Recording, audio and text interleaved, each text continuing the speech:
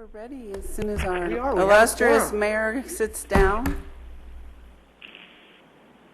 I'd like to call to order the joint, but no, I'm not calling to, am I calling to order the joint or just the governing? How are we doing this? You could do the joint one.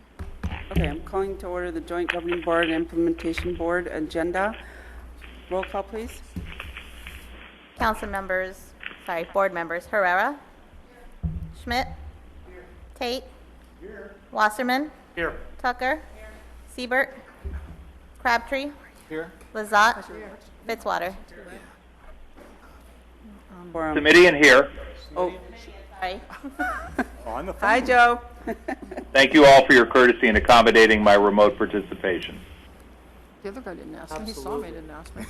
So we are now on the part of the agenda that says report from the chairs. At this moment, I have no report. How about you, Chair I Wasserman? promise a better second half performance by the 49ers this week. For the Santa Clara County 49ers. America gave us Oh. something. Okay. Report from Public Advisory Commission. Walt Glines called me. Are you the assistant? No. No. He emailed and said he was not able to attend. He had a conflict. So that will not be. At this time, public comments for items not on the agenda. I don't see any. Board regular business.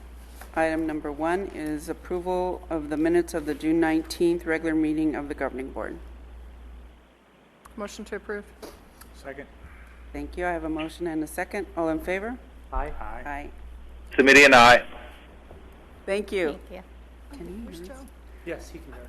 Item number 2, reporting the fiscal year 15 revenues and budget expenditures, reporting of fiscal year budget expenditures. Ed. Thank you, Chairperson Tucker. So I'll just go over the staff report and just real briefly, and Excuse then me, Mr. Sullivan. Yes. Supervisor Committee, can you hear Mr. Sullivan all right? Supervisor Joe, can you hear Mr. Sullivan all right? I can. Thank you very much. Yep. Okay, great. So this is just to review the revenues and expenditures to date for fiscal year 15, and also to review the expenditures for last fiscal year 13-14. So the Santa Clara County Department of Finance generated a report that's summarized in the staff report authored by Jill on the agency, and it deals with expenses up to September 11th of last week. And the revenues to date are $984,309. Expenditures that the county has invoiced and processed are $204,208. We have invoiced, we've sent invoices to them that are slightly greater than that, an additional $31,703. The net income as of 9/11 is $780,000 and $101, or $780,000, 101. Yeah. The rollover balance for the last fiscal year was $226,276. The fund balance, as stated above, was $781,001,000, and the ending fund balance is $1,006,377. So, in addition, project-specific nitrogen deposition impact fees associated with Apple's new campus in Cupertino will be electronically deposited to the county by the end of this week, according to what they told us, and that amount is approximately $130,000. In the future, looking forward, the Habitat Agency expects to receive over $400,000 in Burrowing Owl funds from City of Morgan Hill within the next month or two. By a talk with City of Gilroy planning staff, there's another large project in the queue, and over $1 million from just that project alone will be coming forward to the agency. And there's also significant, I don't know the exact amounts coming from the water district. There's some burrowing owl fees and also project mitigation fees associated with the Anderson Dam project. In addition, Santa Clara County will be, I know they're currently processing applications, and there's additional applications that'll be processed over the next year. I've been in contact with the city of San Jose, and there's several projects being processed currently, including one that, depending on what the build-out is, could result in Ken's projections of burrowing owl fees being spot on. But it sort of depends on whether they develop the whole site or just, half the site. And that, I think, about sums it up for that. And then there's also all and I'm willing to answer any questions you have on both this year's budget to date and last year's budget. Okay, thank you. Do we have any questions? Thank you, Madam Chair. Just a quick question, Ed. On the bottom of page 10, it said a very important area the Habitat Agency needs to continue to improve upon, and that is ensuring that deposits received are defined and recorded accurately. Correct.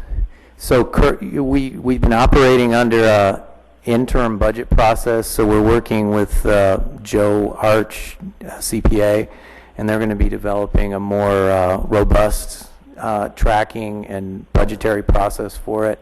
So they'll be developing, right now we know which funds are burrowing owl funds, which are nitrogen, but we're going to have a very detailed sort of tracking system to keep track of where all those funds go and how those are spent.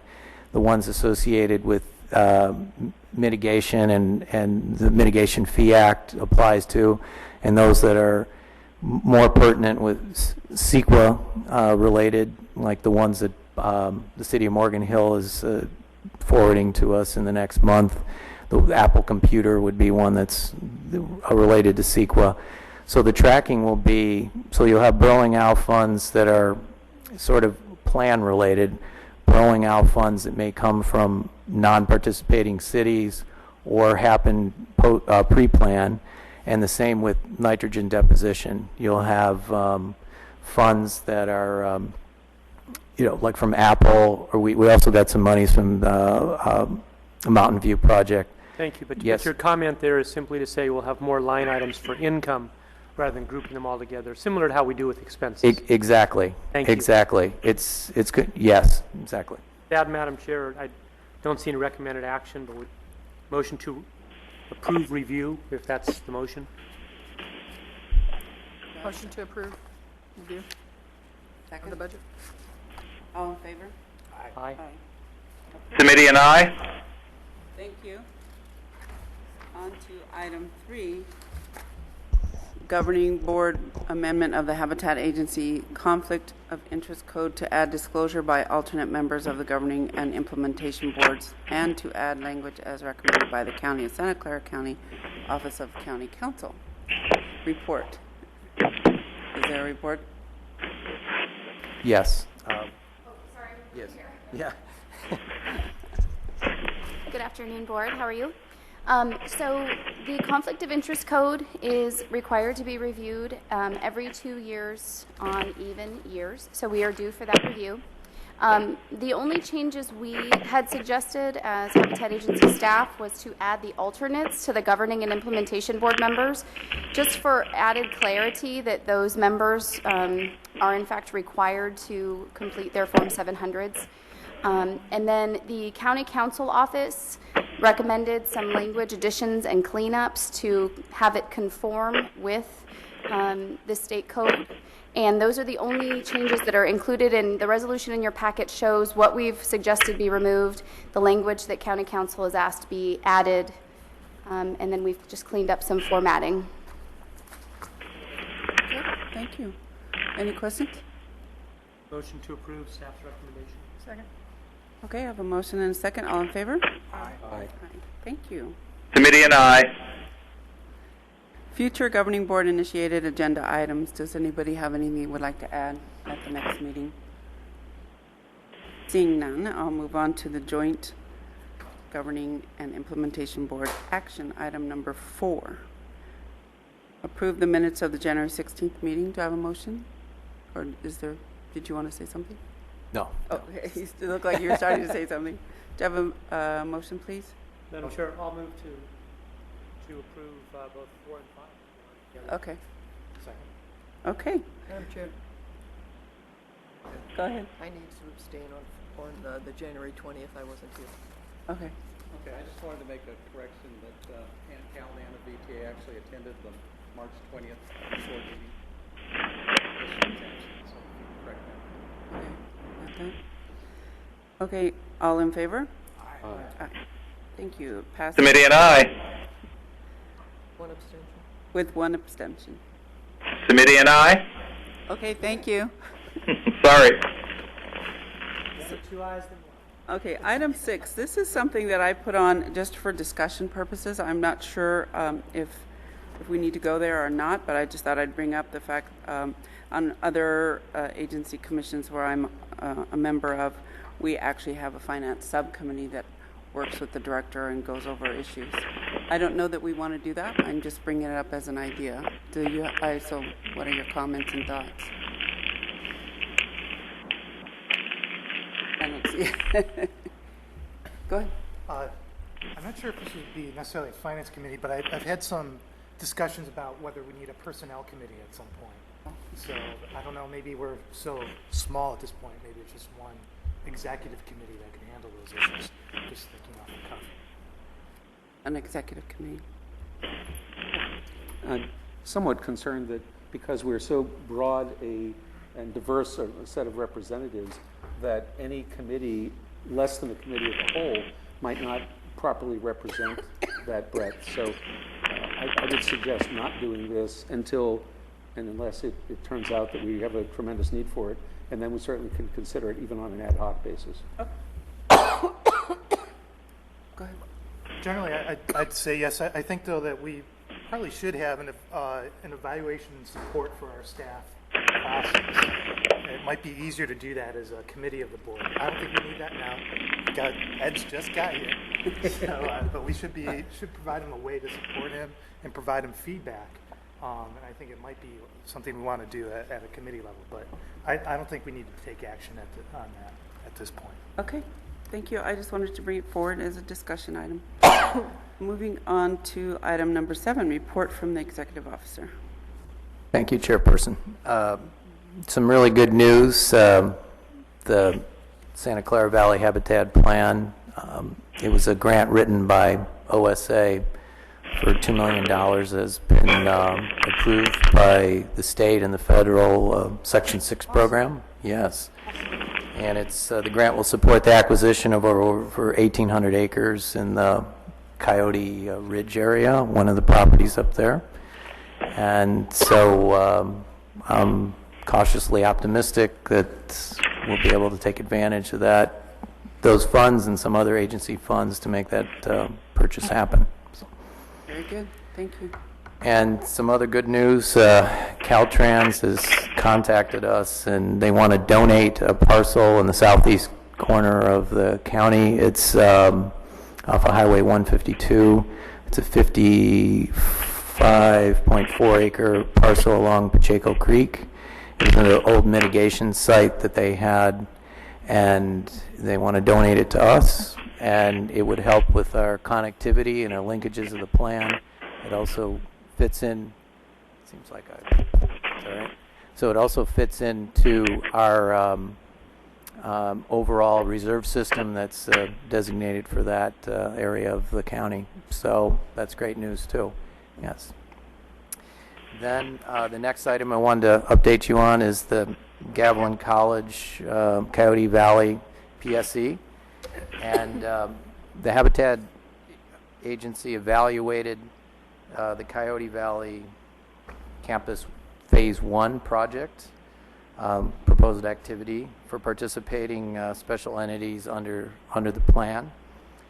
And we found that the project was unable to make the 4 of the 6 required PSE findings This is a concern that, the concern primarily is that future phases of the project, they envision this, they came in for phase 1, but there's also 3 other phases that are associated with the project, and we were concerned that it was going to infringe upon the co-permittee wetland take. Our wetland cap for take is very small. It's 15 acres.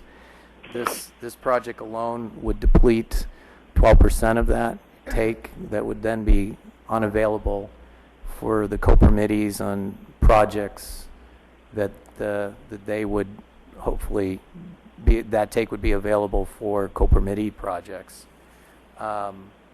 There's also the phasing and water's impacts of the proposed activity is also a concern for the U.S. Army Corps of Engineers and the Regional Water Quality Control Board. The proposed activity has not yet received their water permits. The outcome of this permitting process may influence the final site design and the conditions required by the project. Because of this uncertainty and the future phasing impacts to seasonal wetlands, it is not appropriate for the Habitat Agency to consider this project at this time. The Habitat Agency does not recommend coverage of the proposed activity and will not advance it for approval to the wildlife agencies or the implementation board. Okay. And I'm willing to take questions on this issue because I know it may be an important project for some of the board members here. Thank you, Madam Chair, and thank you, Director Sullivan.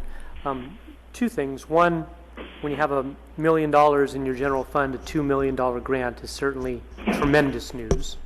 That's congratulations to all of us and great job. That's very, very, very exciting as far as the acquisition of lands and our mission of the HCA. Number 2, on the Gavilan College, the project where you said 4 of the 6 phases couldn't recommend, is this the project at the San Martin Airport or is this a project elsewhere? This is the one in Coyote Valley. Yes. Thank you. Yes. Sorry if I didn't make that specific. Yes. Yes. Thank you. Did you say one? Oh, okay. Any other questions of staff? Go ahead. And just to make sure there's no confusion, the Gavilan, as I understand it, has a separate project for their main campus, where I believe we have a PSC with that. And that is not a problem. No, that's not a problem. And I apologize for the confusion. That's been processed. They've already submitted their fees. I apologize for that. Yes, this is this is the Coyote Valley project. It's a new one. Nothing's been built. It's unfortunate, but it's just not a good fit for the PSC process, mainly because of that wetland take constraint. Okay. And I'll just finish, and I'm glad to see the other part of the Gavilan project moving forward. I think that particular one on Coyote Valley and Bailey had many, many problems. So I think it's probably appropriate that they not go forward at this point. And I will continue with my report. Another issue that's very important for the co-permittees is what goes on in non-participating cities, especially as related in nitrogen deposition and burrowing owl. The agency wrote a comment letter on the City of Santa Clara City Place projects. We strongly encouraged both wildlife agencies to submit letters. The California Fish and Wildlife submitted a letter under our encouragement, so we submitted it on their NOP, both saying that the project would have significant impacts on burrowing owl, breeding and foraging habitat, as well as nitrogen deposition, and needs to be addressed in their NOP and their CEQA document. That was a very important issue for the City of San Jose as well as the other co-permittees, and just want to let you know that we're following through on that, as did the state on that commitment. And we're also working on RFP contracting rules for the agency. Just reviewed another draft today of it, and we'll be bringing it to the implementing board in November, where we'll have rules for hiring contractors and doing procurement and RFP and all that. And also, to honor our past director, we for the implementing board meeting in November, I'd like to do a resolution to honor his service to the agency and to this, 40 years of service in Santa Clara County. It's pretty amazing. And so we do a resolution, and also thinking about what else the board may like to do. Would you like us to prepare a plaque, do a clock? I'm open to ideas on this one. I think some South County wines would be appropriate. A case of wine. We can get some wine. Yeah. And he'll be here to present something then? Yes. Ken will be here. Yep. Yes, and we'll drink them. Yes, absolutely. We'll have a party in his absence. And being half Irish, I know all about that. Thank you. Oh, is that it? Any other questions of staff? Okay, so at this time, I will adjourn the governing board meeting, and thank you very much, Member Smidian, for attending via audio. It's been a pleasure to be with you all. Thank you very much. I don't believe the governing board will meet again until January, so enjoy your holidays to the governing board members. Thank you very much, Madam Chair. Okay, bye. Bye. Now I turn it over to Chair Wasserman. Thank you, Chair Tucker. I appreciate that. So we're on item 8, which is approval of the minutes from the July 17th meeting. And where's David Douglas Muirhead? David, do you wish to speak on any of these items? No? Okay, good. Anybody else from the public wish to speak, address? So we just don't go each item by item? Okay, item 8, motion to approve the minutes. So moved. Thank you. Second, any discussion? Seeing What was none, the all in second? favor? I'm sorry. Member Fitzwater. Thank you. I'm just Yes. abstaining on that one. Okay. And again, for anybody, and Valerie, please correct me if I'm mistaken, what I've been told over the last couple of years, anybody who wishes to, that has reviewed the minutes, even though they weren't present, can in fact approve them if they so wish. That is correct. Abstention is fine. The only time it ever causes a problem is if it leaves us with less than a quorum in which to approve, and then it's an issue. So we have the abstention from Member Crabtree. Motion made and second. Any further discussion? Seeing none. All in favor say aye. Aye. Aye. Thank you. Passes unanimously. Item 9, establishment of the TAC, the Technical Advisory Committee. The recommended action is a resolution establishing the TAC and appointment of TAC committee members. And I think our Director Sullivan making that report. Yes, I am. Thank you. Thank you, Chairman Wasserman. So this is to adopt a resolution establishing the TAC and appointment of TAC Advisory Committee members. Currently, there is not a TAC. There's sort of a de facto TAC, which is the Wildlife Agency co-permittee meeting, which takes place currently the fourth Thursday every month. So this would sort of formalize that group and sort of convert them officially into the TAC. The TAC is a plan requirement. It's a non-Brown Act meeting group, but it's still a requirement of the plan, and it's the one chance we get to meet with the wildlife agencies and discuss plan implementation. So this is sort of to take what is informal and make it formal. And there's a list of names that are on I think the third page of the staff report. And we tried to make it as comprehensive as possible. And those are folks that have at one time or another attended the TAC meeting. And then after this point, any additions to the TAC would be appointed by the implementing board. Thank you. It's always good to have a committee with 30 people on it to help make things flow smoothly. Member Lazat. Thank you, Mr. Chair.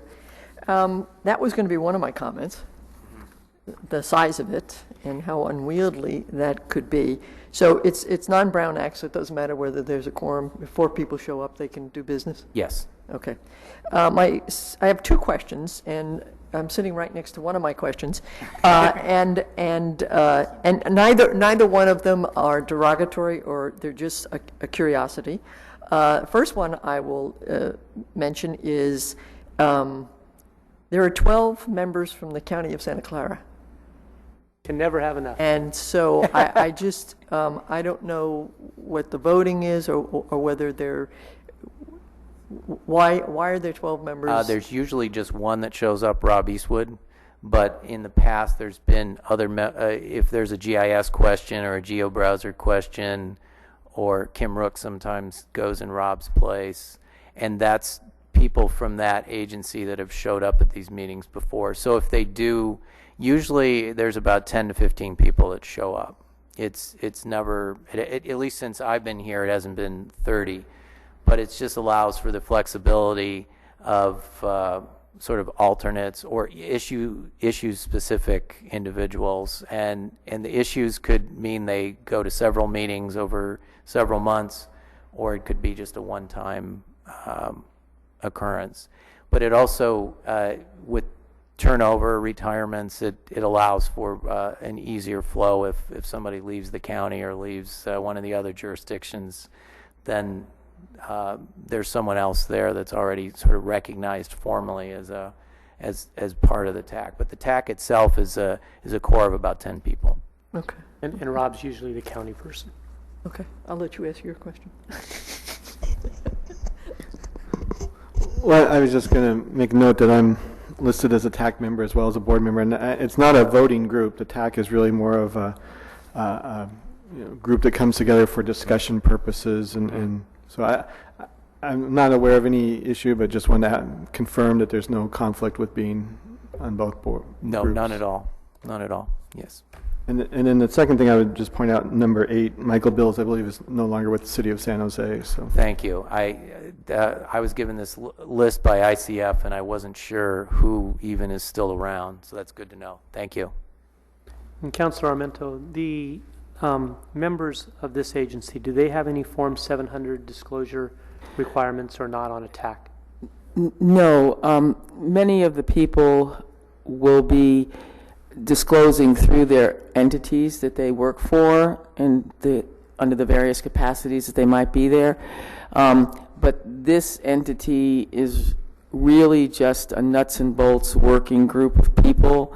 So the plan calls for an official establishment of a technical advisory committee. Even if the plan didn't call for an official establishment of the technical advisory committee, these people would probably be getting together to hash out all this stuff. But there are no operational requirements such as what the implementation board or the governing board has. Thank you for that. Any other questions? Yes. Yes. Thank you. I just wanted to double check. So if a member has a question of the TAC, you would prefer us to go through you, or could we contact the TAC directly, or how would we do that? I'm comfortable with you contacting, like say Stan or Valerie for the seat. Questions Yes. I have in the area of Gilroy that I'm wondering about whether they require a permit or not. I'm perfectly comfortable, and thank you for asking. Yeah. Member Siebert. I think I share, I'm not sure if it's the concern, but certainly the question as to the number. My experience is that a committee of this size is less than efficient. So I'm wondering if there ought to be some guidance from this board as to the maximum number of people from any one agency. I mean, the cost to the county of Santa Clara as a taxpayer seems huge. Again, it sounds like only one person again, there's shows only up. this list, and it expands upon, this was a time before you arrived here. Correct. This is a list of all the people that ever showed up at all those meetings that we held at the Water District and everywhere else that met and got together, and it's a complete list, and some of them aren't even any longer with the organization that they're listed. So I appreciate what you're saying. Our executive director's saying up to 12 people normally show up. Correct. Okay. Yes. So I could make this suggestion. If the board prefers, or the idea would be to have certain general categories. If you want to identify certain general categories of people that you think should be in the TAC, we can then go back, because I know another board member was concerned about the actual appointing and listing of the people. We can pare this list down, eliminate the person who's no longer working for the entity, and really focus on the main people that come, because there is a provision that says additional people can be brought in as expertise is needed on select items, and you only really need to have core people that are considered to be official members. if that helps anyone who's concerned about the volume of names. I was actually going to suggest that perhaps there be a number, and certainly people can have alternates. You know, we have, Doug goes to more meetings, I think, than I do, but, you know, people that can attend. But, you know, I'm concerned that the sort of everybody's responsible, then nobody's responsible syndrome can occur. So I certainly can appreciate your comment, Mr. Wasserman, but I'm, you know, that's, I guess, a suggestion for discussion is perhaps limiting the number or, you know, designating which agencies, I think, as council suggesting, you know, a representative, perhaps 2 from the city, for example, and then they can bring other people as experts or certainly as alternates as they choose.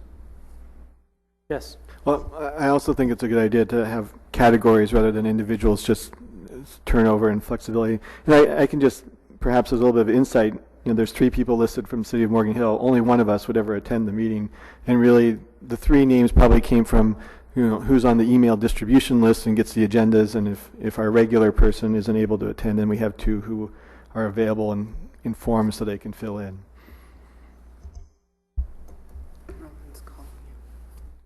Any other? Yes, Member Lazat, thank you. The lawyer in me wants to see consistency. The resolution speaks to establishing a public advisory committee, but internally it talks about the TAC. Do we need to change the resolution heading to establishing a technical advisory committee? That'll be corrected. There are a number of corrections that need to be made, and I will do that as soon as the meeting concludes. Thank you. Thank you. It's, yeah, technical working group is what it is. Yes. Another lawyer speaking. One relatively minor thing on the resolution, the whereas page 1 or page 57, refers to the draft environmental impact report. I think, should we make that the final EIR? That's in the first whereas, and the second to last whereas, and the final whereas. So it should be FEIR and FEIS. And then the other issue that council had mentioned earlier was that I didn't see the resolution specifically appointing those people that are listed earlier in the staff report. So I was trying to work on the fly on some language, making sure we have this committee constituted by our action today. And I guess at this point, based upon the discussion, what I'd really like to get some clarification on is, does the group want to have people identified by entity and position, or do you want to actually enumerate people? I think from what I've heard, if I may, I mean, I can understand the concern that's been expressed here. And Mr. Sullivan, if you perhaps can talk with these people next time. For instance, on items 12, individuals 12, 13, 14, 15, 16, 17, it looks like at one time or another over the last 3 years, 6 different members from our Parks Department have showed up at a meeting. My guess is now one person goes. If that. One to two. One person, 2 goes. So a suggestion I would throw out for everyone here, attorneys and not attorneys, is that it says simply County of Santa Clara Parks Department up to 2. And something like that. Is that more? And so there's a couple, County of Santa Clara Planning Department up to 2. So this item is not time sensitive, so okay. Why don't we revamp it and come back at your next meeting? Sure. That would be great. Good idea. Okay. So anyway, if you can look into that, come back with some ideas. That'll make the list look smaller, and it won't prohibit somebody who's subbing for somebody who's on vacation or whatever. I'm just proud to see so many passionate County of Santa Clara employees wanting to show up here and be there. And who may live in South County and want to get home early. That could be it, Okay. So this particular item is adopt a resolution establishing. So I'll make a motion to send it back to staff. Do we need to make a motion for that? I think so. Okay, motion made. Second. Seconded. Excuse me, I couldn't hear what the motion was. What was the motion? Just send it back to staff. Okay. And second by Member Herrera. Any discussion? None. All in favor? Aye. Passes unanimously. All right. And we go on to number 10, discussing the appointment of an agricultural representative to our PAC to replace Jennifer Shearer.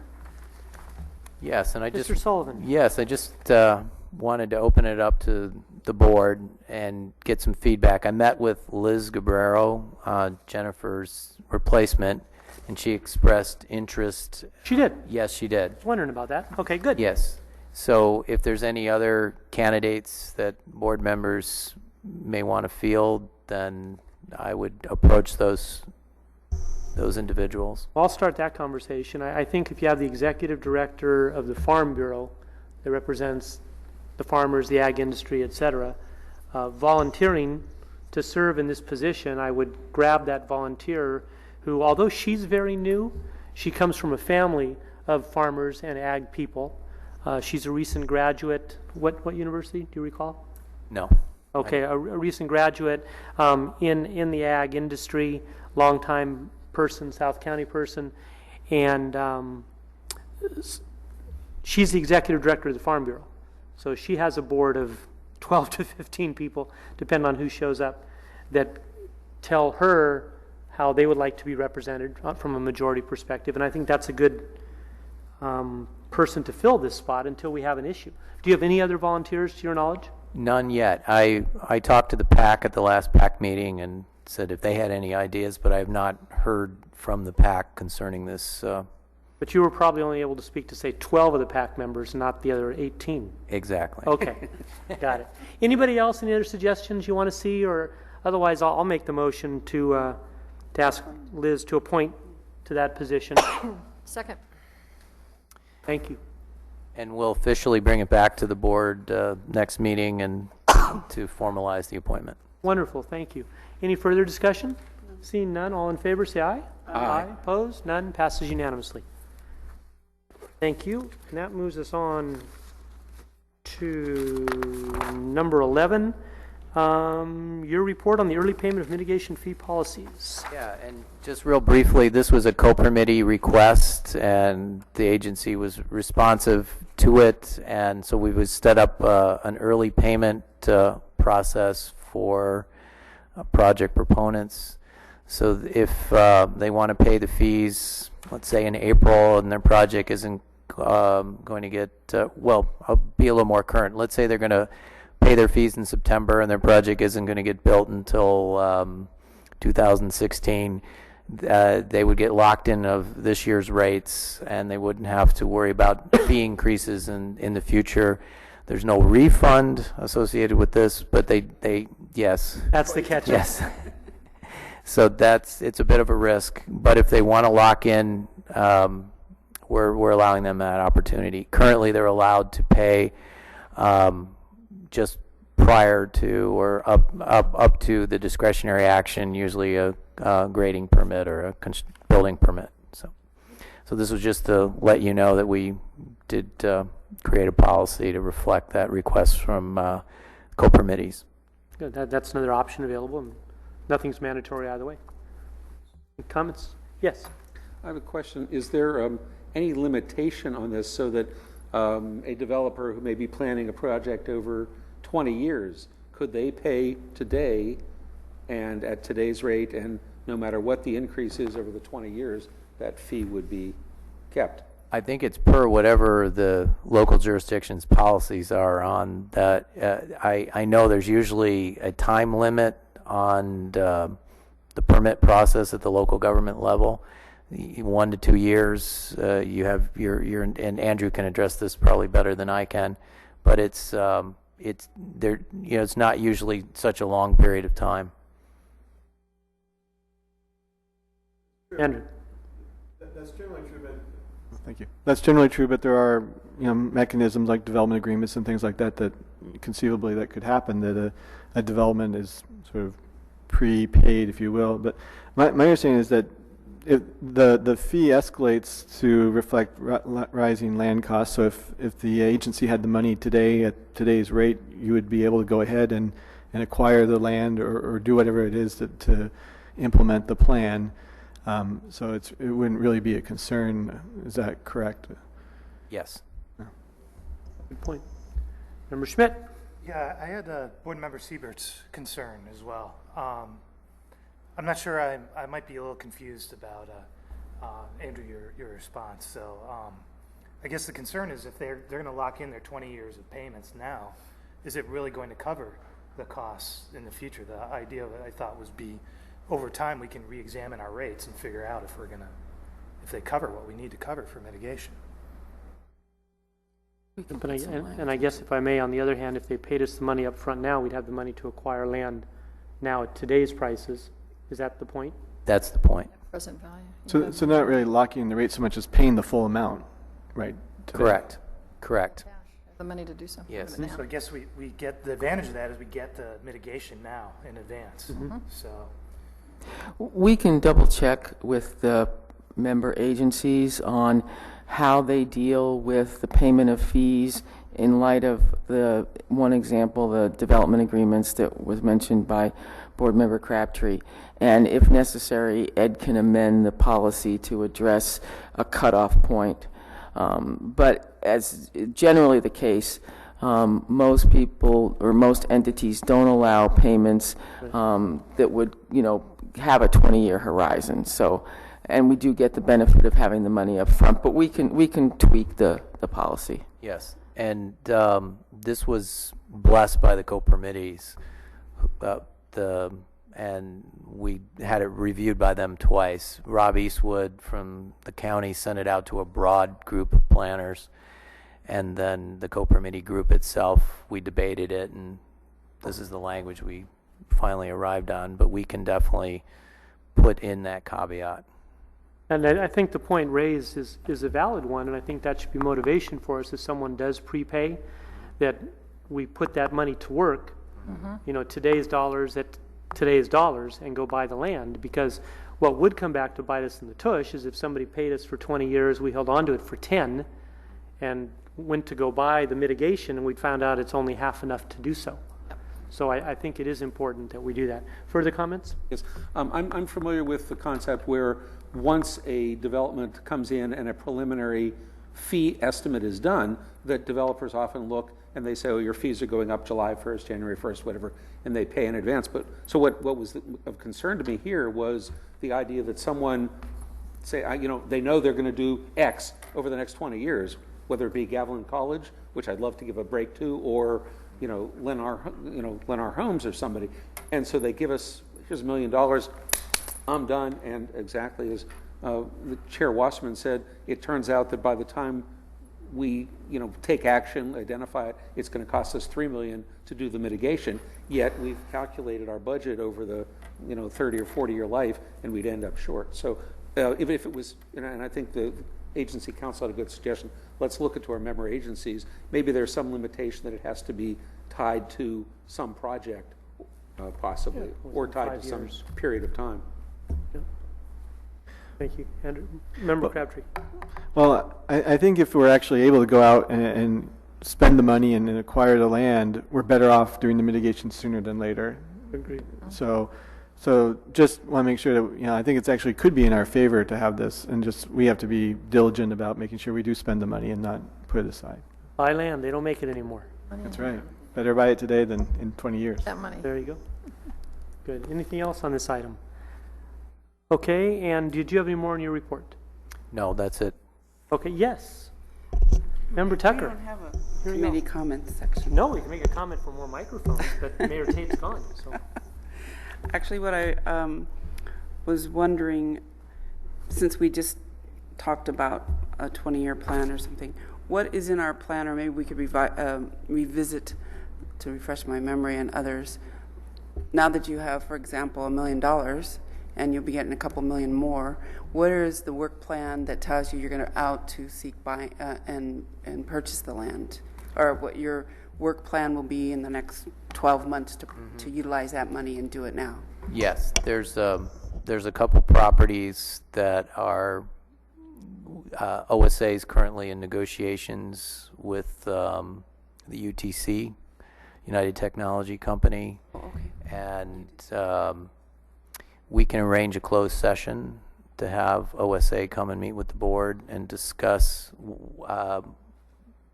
our contributions and our involvement in that.